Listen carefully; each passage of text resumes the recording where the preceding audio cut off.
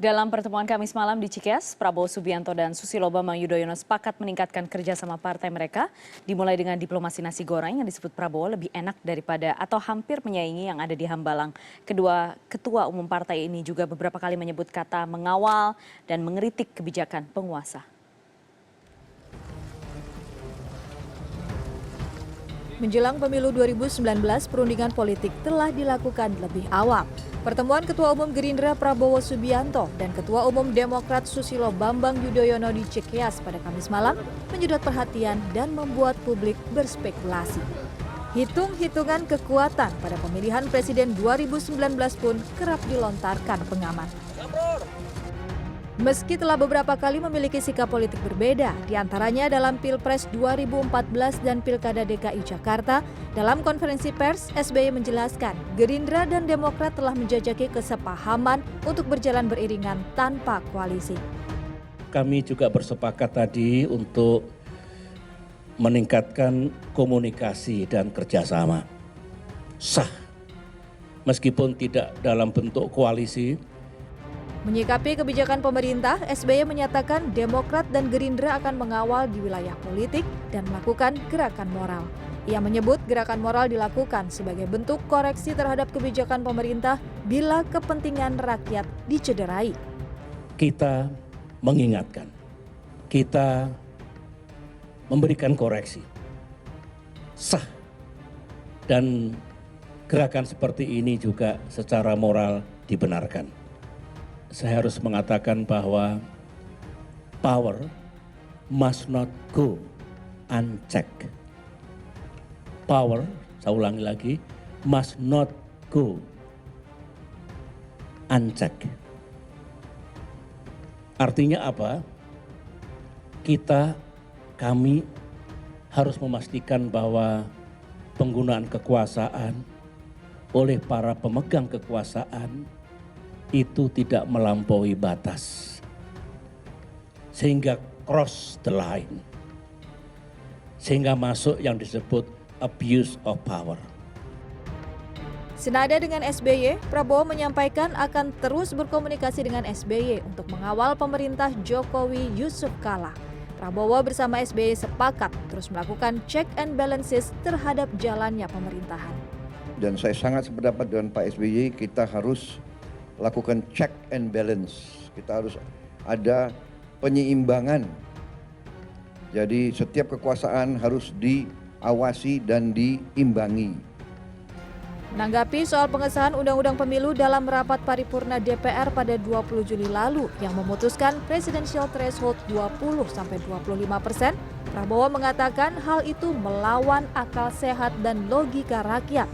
Mantan Danjen Kopassus ini mengingatkan, kualitas demokrasi di sebuah negara salah satunya ditentukan oleh pelaksanaan pemilu. Presidential threshold 20% menurut kami adalah suatu lelucon politik yang menipu rakyat Indonesia. Saya tidak mau terlibat dalam sesuatu yang seperti itu. Hal lain yang menarik dari pertemuan kedua ketua umum parpol ini adalah nasi goreng yang disediakan oleh SBY. Prabowo memuji kelezatan nasi goreng buatan pedagang gerobak yang biasa berjualan di Cikeas tersebut. Saya harus akui yang secara jujur, nasi goreng ini menyaingi nasi goreng Hambalang. Jadi, tapi luar biasa Pak, terima kasih. Intelnya Pak SBY masih kuat. Jadi beliau tahu kelemahan Pak Prabowo itu nasi goreng. Asal diberi nasi goreng, udah Pak Prabowo setuju aja semua itu. Mengawal dan mengkritik kebijakan penguasa menjadi kata yang kerap dilontarkan keduanya. SBY dan Prabowo sama-sama menyinggung soal undang-undang pemilu yang disahkan oleh DPR. Meski tak ada koalisi, SBY menyampaikan dalam pertemuan itu disepakati meningkatkan komunikasi serta kerjasama antara Gerindra dan Demokrat. Pertemuan dua tokoh politik Susilo Bambang Yudhoyono dan Prabowo Subianto semalam banyak yang mengatakan ini tidak membuahkan apapun. Memang keduanya mengaku menyepakati beberapa hal, terus juga mengaku satu visi, tapi tidak ada kejelasan soal koalisi yang mengikat. Sedangkan kita tahu dalam dunia politik ya, yang mengikat saja bisa lepas, begitu saja apalagi yang tidak diikat. Kita bahas sore ini bersama Mas Jaya Dihanan, Direktur Eksekutif Saiful Mujani Research and Consulting SMRC. Mas Hanan, terima kasih sudah bergabung di sini. Terima kasih mengundang saya kembali. Pertama, ada yang spesial nggak dari yang kemarin, semalam? Sepanjang yang normatif ya nggak ada, tapi yang kalau mau disebut isi ya, kayak yang Anda maksud spesial tuh, is there any beef inside? Ada daging sapinya nggak di dalam gitu? Dua, satu ini semacam konsolidasi pasca RUU Pemilu disahkan DPR, karena ada kepentingan partai yang walk out, terutama 3 partai, yaitu Demokrat, Gerindra, dan PKS, ya. untuk mendorong agar ketentuan ambang batas 20%, 25% itu dibatalkan MK. Karena itu perlu konsolidasi, karena kan 3 partai ini sebagai partai yang ikut membahas di DPR tidak punya legal standing untuk maju langsung. Mereka perlu konsolidasi kepada kelompok-kelompok mana, individu yang mungkin memiliki legal standing dan mau mengajukan judicial review agar ketentuan itu dibatalkan ya. Nah, semuanya punya kepentingan untuk itu. Nah, apa setelah semuanya berkepentingan untuk itu batal, tapi kalau setelah batal nanti peta politik berubah. Karena kan masing-masing punya arena pertarungan menjadi berubah. Itu yang satu. Yang kedua adalah kalau ternyata ambang batas itu tetap ditetapkan oleh MK sebagai tetap konstitusional misalnya, maka ini adalah penjajakan awal untuk memasuki arena pertempuran pilpres menggunakan ambang batas 20-25%. Karena baik Gerindra maupun PKS maupun Demokrat tidak bisa maju sendiri. Gerindra itu punya 2 pilihan, bisa bersama PKS saja atau bersama Demokrat saja. Karena kalau saya hitung kursi Gerindra itu 73, kursi PKS kan 40 di parlemen. Itu artinya kalau Gerindra tambah PKS 113, cukup 20%, lebih 1. Kalau Gerindra dengan Demokrat itu ada 73 plus 61. Berarti Gerindra ada 100. 19 ya, Gerindra 19%-an, terus Tidak, Gerindra sekitar 11% lebih. Gerindra 11%-an ya? Iya, jadi kursinya aja kita hitung, kan harus 112 tuh. Jadi kursi Gerindra 73, kursi Demokrat 61, itu kan 134, jauh lebih dari cukup gitu. Tapi kalau Demokrat tidak punya terlalu banyak pilihan, Demokrat harus sama Gerindra atau PKS harus sama Gerindra gitu. Karena kalau PKS sama Demokrat nggak cukup kursinya. Nah, memang yang mungkin yang mereka upayakan adalah agar tiga-tiganya bersatu gitu. Jadi memang di segitiga ini saja sekarang dalam tanda kutip oposisi. Untuk sementara begitu, tapi itu dengan anggapan dengan asumsi bahwa 7 partai yang menjadi anggota koalisi Jokowi itu solid terus gitu. Tetapi kan kita belum tahu, karena politik itu kan mirip-mirip cinta. Bisa menyatukan, bisa memisahkan. Cinta kan kadang-kadang bikin orang sakit, kadang-kadang bikin orang senang. Nah, tapi masalahnya cintanya Demokrat sama Gerindra kemarin itu kan juga ditembak juga enggak. Itu kan jadi kayak masih baru PDKT, masih belum jelas juga. Belum, karena kan arenanya apakah pasti 20%, arena pertarungannya itu apakah pasti menggunakan 20%, 25% ambang batas, atau arena yang 20%, 25% dibatalkan sehingga 0% ambang batas itu, sehingga orang harus hitung lagi. Karena itu memang tidak boleh maju terlalu jauh sekarang, harus hati-hati. Tidak jual murah, tapi juga tidak jual terlalu mahal. Ini saya kira yang sedang berlangsung. Itu untuk Demokrat dan PKS? Semuanya untuk sekarang. Ketiga-tiganya gitu. Sambil mereka juga ingin melihat bagaimana perkembangan di koalisi Jokowi, karena tidak ada yang abadi dalam politik kan. Bisa saja koalisi ini bisa ada perubahan. Misalnya ada kemungkinan misalnya PAN keluar dari koalisi Jokowi. Masih ada kemungkinan Golkar goyah. Kalau misalnya ternyata peristiwa yang menimpa Pak Setia Novanto itu mengakibatkan perubahan kepemimpinan di Golkar, kita tidak tahu kan, tergantung siapa yang kemudian memegang tampuk kepemimpinan. Jadi masih ada perubahan-perubahan yang cukup cair sebetulnya, tetapi untuk sementara ini melihat konfigurasi calon-calon yang mungkin muncul di 2019, maka untuk sementara terbelah dua, yaitu kubu Jokowi dengan kubu non Jokowi.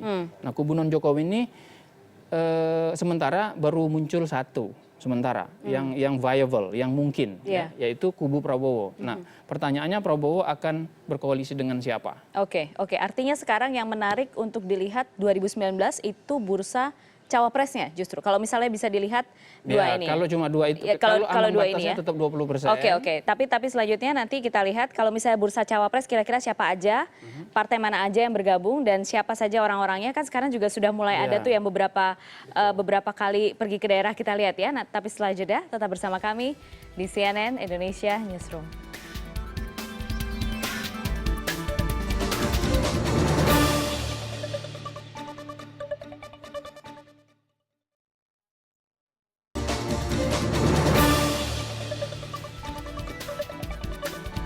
Anda masih bersama kami di CNN Indonesia Newsroom. Saya masih bersama Jayadi Hanan, Direktur Eksekutif Saiful Mujani Research and Consulting. Jadi kita masih membicarakan tentang pasca pertemuan diplomasi nasi goreng Cikeas semalam antara Susilo Bambang Yudhoyono dan juga Prabowo Subianto ya. Jadi sekarang artinya Demokrat sudah mulai menunjukkan arahnya atau warna kulitnya. Jadi tidak bisa lagi di tengah. Karena selama ini kan Demokrat selalu bilang kami penengah, kami netral dan lain sebagainya. Ya, agak sulit sekarang untuk berada di tengah ya. Karena kebetulan ini Demokrat harus menggunakan ini sebagai salah satu momentum untuk memunculkan calon alternatif kepemimpinan nasional sekaligus yang nanti menjadi pemimpin Partai Demokrat. Dan kita sudah tahu siapa itu. Karena sudah dicoba di pemilu Pilkada DKI kemarin, yaitu AHY, Agus Harimurti Yudhoyono. Nah, yang paling mungkin hitung-hitungannya AHY kalau memang betul-betul akan dimajukan oleh Demokrat adalah menjadi wakil presiden kalau posisinya adalah dengan pertarungan menggunakan undang-undang adanya ambang batas 20% itu. Kalau tetap seperti ini ya undang-undang pemilunya ya. Jadi selain itu memang tidak bisa maju sendiri karena itu harus mencari kawan koalisi yang mungkin. Nah, itu sekali lagi sementara ini berdasarkan hasil survei dari SMRC dan saya kira juga dari banyak lembaga yang kredibel yang lain, katakanlah setahun terakhir kalau kita melakukan tracking survei, 3 nama terpopuler saat ini dan elektabilitasnya paling tinggi masih nama-nama lama. Pertama Pak Jokowi, kedua Pak Prabowo, ketiga Pak SBY. Nah, setelah itu baru nama-nama lain termasuk AHY. Angkanya kadang 1, 0, gitu. Ada juga Anies Baswedan, ada kemudian sempat disebut juga Basuki Cahayapurnama, ada nama-nama lain ya, yang angkanya masih di bawah 2%. Jadi masih untuk sementara kita harus katakan mereka masih terlalu jauh. Apalagi kalau menggunakan sistem ambang batas 20% itu terlalu sulit bagi mereka untuk terpilih. Sebenarnya pilihan mereka sama sekali tidak banyak ya? Tidak banyak. Kita tidak punya banyak pilihan. Artinya calon-calon pemimpin kita masih yang lama itulah. Tetapi sebetulnya ada cara untuk pemilu itu menurut saya harusnya jangan hanya dimaknai sebagai mencari siapa menang siapa kalah. Tapi pemilu juga harusnya arena kontestasi untuk melihat bibit-bibit baru. Mestinya.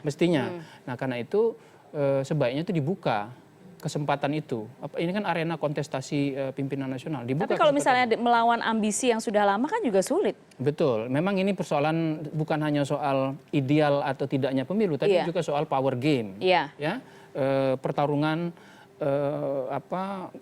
permainan politik untuk merebut dan mempertahankan kekuasaan. Tentu saja orang yang berkuasa ingin tetap berkuasa, orang yang belum berkuasa ingin merebutnya. Nah, salah satu faktor yang bisa mempengaruhi mudah tidaknya memperoleh atau mempertahankan kekuasaan itu adalah aturan main. Nah, kalau Anda punya kesempatan untuk ikut mengatur aturan main, kan tentu akan Anda lakukan. Soal goal atau tidak, ya itu soal lain. Dan yang dari pertemuan semalam itu memang energinya adalah memang anti Jokowi, energinya kontra Jokowi. Kita lihat ada satu pernyataan yang memang tidak jelas ditujukan kepada siapa secara eksplisit, tapi ini disampaikan Susilo Bambang Yudhoyono. Power, saya ulangi lagi, must not go unchecked.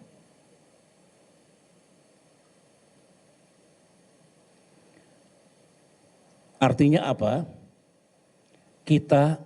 Kami harus memastikan bahwa penggunaan kekuasaan oleh para pemegang kekuasaan itu tidak melampaui batas. Sehingga cross the line. Sehingga masuk yang disebut abuse of power. Banyak pelajaran di dunia ini, termasuk di negeri kita, manakala penggunaan kekuasaan melampaui batasnya, masuk ke wilayah yang disebut abuse of power, maka rakyat akan memberikan koreksinya. Sebagai bentuk kesetiaan kami kepada negara, kepada pemerintah, kepada pemimpin. Menurut saya Mas Anan ini justru yang paling menarik karena ini yang paling serius. Ada di sana dikatakan power must not go unchecked, abuse of power, itu kata-kata itu disampaikan dan yang menarik, maka rakyat menggunakan koreksinya sebagai bentuk koreksi kepada negara. Itu menurut saya agak serius dan tuduhannya agak menyeramkan juga. Ya, itu sekalipun tidak jelas diberikan kepada siapa ya. Itu dua level ya pemaknaannya. Satu di level normatif itu diajukan kepada siapa saja yang sedang memegang kekuasaan. Nah, jelas bukan Pak SBY dan Pak Prabowo yang sedang memegang kekuasaan. Gitu. Nah, jadi normatif. Di level empirik seperti Anda bilang itu artinya ini satu. Saya kira itu sah saja kan oposisi kan oposisi kan tugasnya mengkritisi yang sedang berkuasa, bisa jadi itu satu upaya mengingatkan biasa tapi bisa juga itu satu upaya untuk memberikan peringatan bahwa mungkin menurut Pak SBY yang menyampaikan pernyataan itu bahwa administrasi Pak Jokowi saat ini atau kekuasaan Pak Jokowi saat ini sudah mulai menunjukkan bibit-bibit abuse of power itu, mungkin itu yang dia maksud. Kan bisa saja itu yang dia maksud karena memang di masyarakat secara umum sedang ada wacana kan, misalnya ada kecenderungan pemerintah untuk otoriter karena adanya perpu tentang ormas misalnya. Walaupun sebenarnya ada undang-undang ormas yang bisa digunakan, tapi pemerintah mengambil jalan pintas untuk perpu ormas. Itu bisa saja dinarasi sebagai bagian dari abuse of power atau upaya untuk abuse of power atau menjadi otoriter. Dan tentu saja saya kira yang itu jadi clue untuk pandangan mereka bahwa kan ambang batas 20% itu kalau kita ikuti pembahasannya sepanjang sudah hampir setahun ini di DPR, memang yang paling bersikukuh kan presiden. Dalam hal disebut pemerintah yang paling bersikukuh. Jadi pandangan dari oposisi dalam hal ini Pak SBY, Pak Prabowo dan PKS ya adalah bahwa itu tidak masuk akal sehat kan menurut mereka. Nah maksudnya tidak masuk akal sehat itu adalah juga bagian dari abuse of power. Itu yang jadi ini semacam peringatan bahwa mereka akan melawan dengan tentu saja secara konstitusional dengan sekuat yang mereka miliki kalau ada hal-hal seperti itu. Bahwa luar biasa sekali ya undang-undang pemilu ini memantik, kan tadi SBY juga mengatakan bahwa saya puasa politik selama 6 bulan tapi kemudian setelah ini diketok jadi sampai memantik gitu. Betul, karena undang-undang pemilu itu sangat mengancam, menyangkut eksistensi langsung bukan hanya partai politik tapi juga pemimpin-pemimpin politik yang ingin berkontestasi di Republik ini. Jadi kalau menyangkut eksistensi ya itu sesuatu yang sangat penting. Mengapa misalnya 5 isu di undang-undang pemilu itu menjadi perdebatan yang alot terus-menerus? Karena itu menyangkut eksistensi masing-masing partai politik. Contoh kecil aja. Contohnya besaran dapil, bukan besaran dapil, konversi suara. Ada yang ingin kuota hari yang sudah kita pakai, ada yang ingin san legi, gitu ya, beberapa hari, ya, murni atau modified. Itu kalau didalami sebetulnya itu bicara soal siapa yang paling diuntungkan, apakah partai yang besar, partai menengah atau partai kecil. Jelas kan pembelahannya. Kalau menggunakan satu metode akan menguntungkan partai kecil, kalau menggunakan metode yang lain menguntungkan partai besar. Ini menyangkut eksistensi. Mereka tidak mau terbuang dari parlemen. Demikian juga misalnya isu parliamentary threshold. Itu juga isu yang menyangkut eksistensi. Saya kira itu wajar, alamiah, rasional saja manusia begitu. Nah, demikian juga dengan ambang batas 20% itu. Ya, kalau ambang batas 20% itu tetap berlaku, maka hanya partai tertentu yang bisa mencalonkan, itu pun tidak bisa sendiri kan? Harus dalam konfigurasi politik Indonesia tidak bisa sendiri, harus bergabung.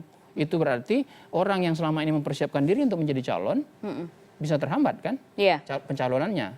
Nah, mempersiapkan diri menjadi calon itu kan memakan social cost, political cost, economical cost yang banyak hal dikorbankan.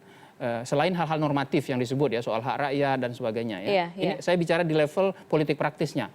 Jadi wajar kalau kemudian ada perlawanan yang demikian kuat yang dilakukan. Nah, sekarang itu dalam konteks ambang batas presiden itu tinggal satu jalannya, jalan konstitusionalnya tinggal satu, yaitu maju melakukan judicial review melalui MK. Setelah itu semua harus mengikuti harus tunduk dengan hasil apapun dengan hasil itu kan. apapun nanti. Tapi sebenarnya saya jadi penasaran nih sekarang, jika memang kemudian itu dibatalkan, terus ambang batas kemudian 0%. Apakah memang akan memungkinkan untuk muncul sosok baru yang wow banget, atau jangan-jangan kita justru balik ke lu lagi gitu loh? Ada dua kemungkinan. Satu, semua partai kan punya kesempatan untuk mencalonkan pasangannya. Kalau di situ kan tidak perlu soal apakah dia menurut perkiraan elektabilitasnya tinggi atau tidak. Pokoknya dia maju. Tidak apa-apa, gitu kan? Yang kedua, partai-partai akan berhitung siapa yang paling mungkin menang gitu. Maka walaupun tidak ada ambang batas alias 0%, sebenarnya bukan 0%, nggak ada itu artinya. Koalisi tetap akan mungkin terjadi karena orang tidak akan dengan tidak hanya mau berjudi di situ. Mereka ada yang ingin betul-betul menang, karena itu perlu perhitungan. Salah satu cara adalah berkoalisi begitu. Tapi katakanlah pemilunya nanti kalau tanpa ambang batas itu banyak calonnya, Undang-Undang Dasar kita sudah tegas mengatakan bahwa pemilu presiden dan wakil presiden itu menggunakan sistem yang disebut dengan majority runoff. Ada sistem 2 putaran. Jadi di putaran pertama disaring sebanyak mungkin kandidat, silahkan. Tapi kalau nggak mendapat dukungan cukup 50% plus 1 dengan beberapa persyaratannya, kita akan ada partai final, yaitu diikuti oleh ranking 1 sampai ranking 2. Jadi Undang-Undang Dasar kita sebenarnya cukup fleksibel. Cukup di satu sisi cukup memberi ruang untuk munculnya kontestasi dan alternatif, di sisi lain memastikan agar dukungan kepada presiden terpilih itu bisa efektif. Nah, di putaran kedua itu nanti bisa terjadi, hampir pasti akan terjadi koalisi gitu. Meskipun nanti koalisi di putaran kedua itu belum tentu juga akan terus berlanjut di pemerintahan. Ya. Bisa saja yang terjadi seperti di 2014 kan, koalisi Jokowi minoritas di Pilpres, tapi kemudian setahun kemudian koalisinya sekarang menjadi super mayoritas, ada hampir 70%. Jadi itu sesuatu yang dinamika politik yang sebetulnya sudah cukup diwadahi oleh Undang-Undang Dasar kita. Menuju Pilpres 2019 memang masih sekitar 1,5 tahun lagi lah ya. Tapi kan prosesnya sudah akan mulai nih. Bulan November paling tidak sudah ada mulai, Agustus bahkan sudah ada mulai. Tapi sekarang kalau misalnya dilihat pergerakannya sekarang, ini masih sangat cair kan? Ya, ini masih cukup cair sampai MK memberikan keputusannya. Memberikan keputusan baru langsung udah kelihatan. Setelah itu nanti arena ada jelas. Final itu. Kalau sekarang kan masih ada 2 kemungkinan arena. Ini ibarat pertandingan tinju, ada 2 arena nih. Ada arena yang lebih sempit, di sisi lain ada arena yang lebih luas. Yang lebih sempit itu menggunakan 25%, yang lebih luas menggunakan 0% atau tanpa ambang batas. Nah, dua-duanya masih mungkin sekarang. Nah, mungkin tidaknya itu yang mana yang akan dipakai tergantung judicial review dan tergantung MK. Nah, kita tunggu apakah dalam 2-3 bulan ini MK bisa memutuskan. Kalau dalam 2-3 bulan bisa memutuskan, itu berarti mulai Oktober November kita akan mulai akan full force, semua kekuatan, air tidak akan keruh lagi, akan lebih bening lagi. Tapi pada saat yang sama masyarakat lagi-lagi akan dikuras energinya untuk melihat yang begitu-begitu. Memang pertanyaan pokoknya adalah sebetulnya perdebatan soal presidensial threshold ini seberapa besar sih menguntungkan untuk rakyat? Siapa? Gitu. Kenapa sih ngotot gitu? Kenapa enggak beri ruang saja semuanya supaya semua mau itu? Toh kenapa harus membatas-batasi misalnya gitu ya? Toh 20%, 0% sebetulnya tidak punya dampak langsung dengan kesejahteraan rakyat sebetulnya gitu. Nah, jadi cari yang kita bisa konsensus bersama untuk kebersamaan. Itu kan yang selalu diinginkan begitu. Bukannya ngotot-ngototan pokoknya saya begini gitu. Nah, biasanya dalam konsensus itu yang mayoritas, yang besar itu lebih banyak ngalah biasanya supaya semuanya bisa terakomodasi. Dalam keluarga kan bisa begitu. Misalnya yang punya kekuasaan tinggi biasanya lebih suka mengalah. Karena walaupun dia ngalah dia tetap berkuasa kan begitu. Hitung-hitungannya juga sudah aman sebenarnya. Baik. Nanti kita lain kali akan membahas itu. Terima kasih Mas Jayadi Hanan sudah bergabung pada hari ini di CNN Indonesia Newsroom.